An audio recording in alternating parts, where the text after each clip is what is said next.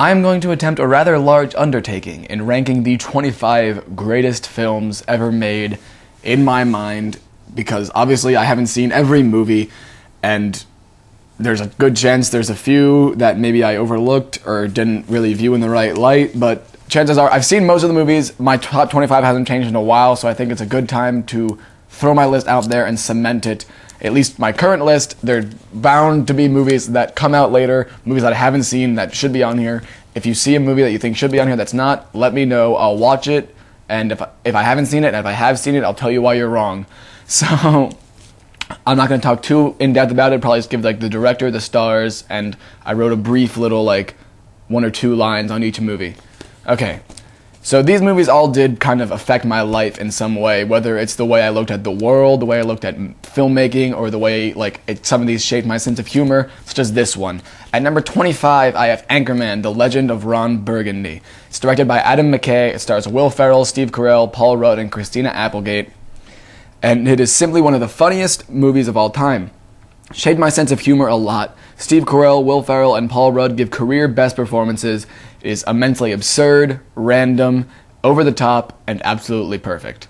Number 24, I have A Clockwork Orange, directed by Stanley Kubrick and stars Malcolm McDowell.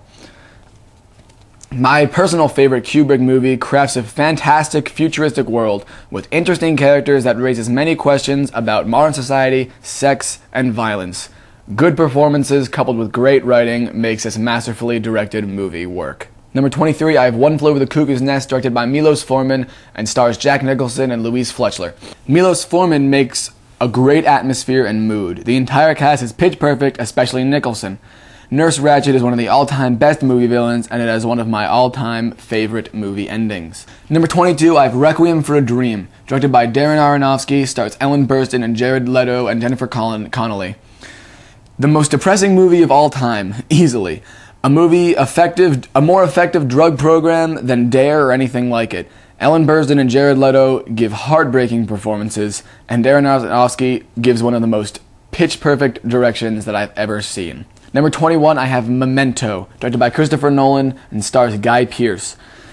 One of the most consistently confusing movies ever. Christopher Nolan directs this movie with great style. The way that the story is told is stunning, using black and white versus color scenes and reverse storytelling that showcases an absolutely flawless script. At number 20, I have Eternal Sunshine of the Spotless Mind, directed by Michael Gondry, stars Jim Carrey and Kate Winslet. Michael Gondry and Charlie Kaufman's script combine to form a labyrinth of the best visuals and some of the most cerebral images while still telling an interesting story. Jim Carrey gives a great dramatic performance with a touch of comedy, while Kate Winslet is for once not annoying, but in fact awesome. At number 19, I have 500 Days of Summer. Directed by Mark Webb, stars Joseph Gordon-Levitt and Zooey Deschanel. A truly hilarious and interesting romantic comedy that is told in such a way as to make it spectacular. The writing is sharp and funny, and it truly gives a lot of information about modern relationships. Now, that one isn't a common one that you'll typically see on lists like this, but something about it really spoke to me. A lot about modern relationships and love and how it's dealt with really was emphasized in this movie, and I really liked it and its style. At number 18, I have Fight Club. Directed by David Fincher, stars Edward Norton, Brad Pitt, and Helena Bonham Carter. David Fincher makes several movies in one package. A dark comedy, a race to stop a terrorist plot, a romance, a psychological thriller, a social commentary, and an introspective drama. These aspects blend in seamlessly with Edward Norton, Brad Pitt, and Helena Bonham Carter each giving career best performance. Now, a lot of people, when they think Quentin Tarantino, their favorite is usually Kill Bill or probably Pulp Fiction. But I disagree. My personal favorite is Reservoir Dogs. Not the typical Tarantino movie. An expertly crafted and unusually structured film takes place mostly in one room, and the big twist happens only about halfway through. Mr. Blonde and Mr. Pink are two of Tarantino's best characters. It has great suspense, and it builds marvelously to the climax. At number 16, I have another Christopher Nolan film, The Prestige. It stars Hugh Jackman and Christian Bale, and Nolan makes another perfectly crafted thriller that is packed with twists and turns. It is highly original and completely unpredictable.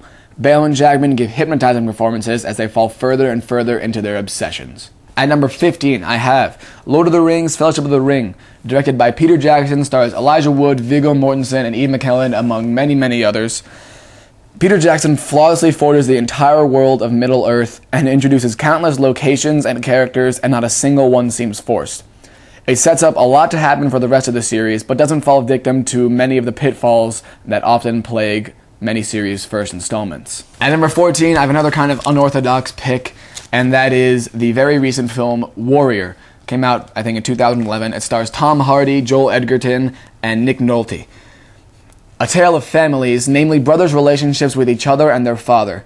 Something about this movie is extremely moving to me, and Nick Nolte gives one of the most heartbreaking performances that I've ever seen. At number 13, I have the poster that has been hanging behind me for nearly every review. I don't want to move the camera.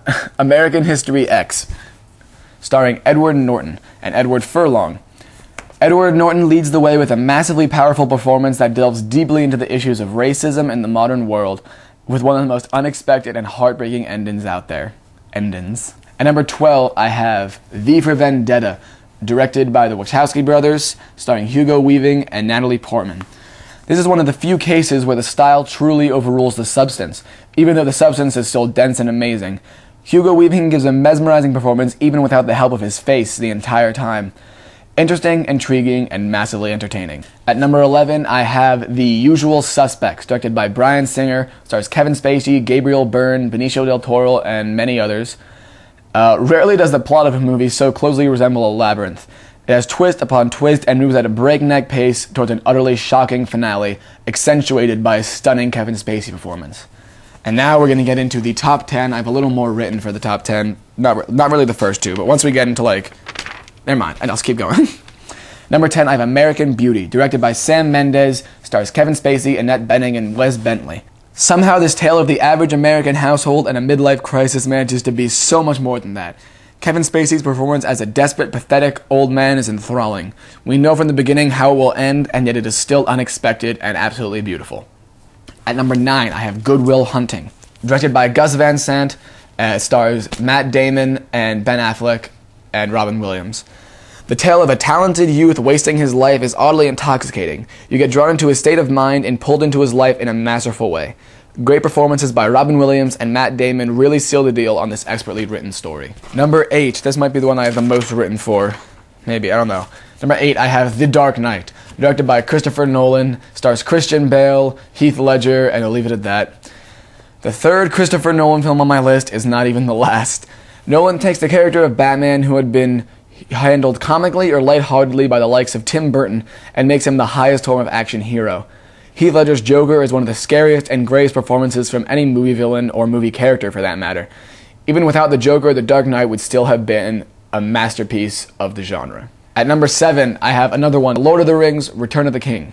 Directed by Peter Jackson, stars Viggo Mortensen, Elijah Wood, the same people as the first one pretty much, plus Andy Serkis.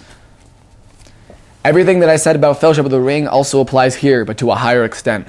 Now the stakes are even higher, we care even more about these characters, and the special effects and battle scenes are even cooler. The extent of the Ring's effect is on full display, and it's bigger and badder than ever. At number 6, I have my final Christopher Nolan film, I promise. It's Inception. Directed by Christopher Nolan, stars Leonardo DiCaprio, Joseph Gordon-Levitt, Tom Hardy, Ellen Page, a bunch of people. Nolan is at the peak of his game, as well as cinematographer Wally Pfizer. DiCaprio, Gordon-Levitt, Ellen Page, Tom Hardy, and everyone else give career-best performances in one of the most tightly written scripts of all time. Nolan establishes so much information so quickly, and it's so easily accepted by the audience, and he just pulls it off flawlessly.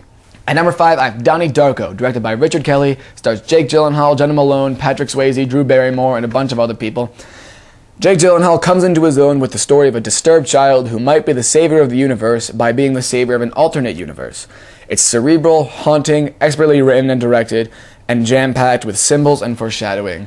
I did a full 15-minute analysis of this movie. If you want to, go check it out. I'll put the link in the description, but great movie. Definitely check it out.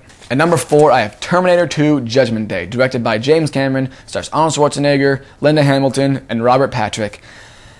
Manages to hold 3 titles in my mind: perfect sci-fi, perfect action, and perfect sequel.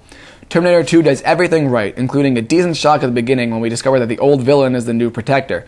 Robert Patrick plays a truly menacing villain to John Connor and the absolutely badass Sarah Connor. Number 3, although some people would point to Goodfellas as Martin Scorsese's masterwork, I have to retort with The Departed.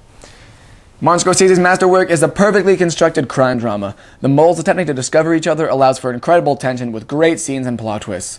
Leonardo DiCaprio, Jack Nicholson, Matt Damon, Mark Wahlberg, and Martin Sheen create one of the strongest ensemble casts of all time with an ending that is as shocking as they come. Number 2. It kind of seems a little orthodox, but it has to go there. Forrest Gump, directed by Robert Zemeckis, stars Tom Hanks, Robin Wright, Sally Field, Gary Sinise. Some call it overrated, some call it too simple. I call it the epitome of filmmaking. Tom Hanks makes this movie by portraying just the right amount of vulnerability, while Gary Sinise plays the perfect foil, Lieutenant Dan. It has nearly every genre: comedy, romance, sports, war, drama, historical fiction, and they all blend together in one of the most beautifully and perfectly crafted films ever made. Now, for my number 1 movie, I didn't write anything, but I just want to talk about it. Because this is really, it's kind of unexpected. It's nothing that you're thinking of unless you know me. Then I've probably told you about it multiple times. This movie made me who I am. It made me who I am today. It crafted my sense of humor so much. It just changed the way I looked at so many things. It changed my brain. Monty Python and the Holy Grail is my favorite movie of all time. I've seen it probably above 30 times, and I still laugh out loud every time. It's riotous. It's the best comedy out. It's just perfect in every single way. I love Monty Python and the Holy Grail. I know some people that don't like it. You're wrong. It's perfect. Anyway, that is my list. Those are my 25 favorite movies of all time. Tell me about some that are in yours. Tell if one that I didn't have, if you think should have been in there, let me know. I'll talk about it with you, maybe. I don't know. Anyway, thank you for watching, and I'll see you next time.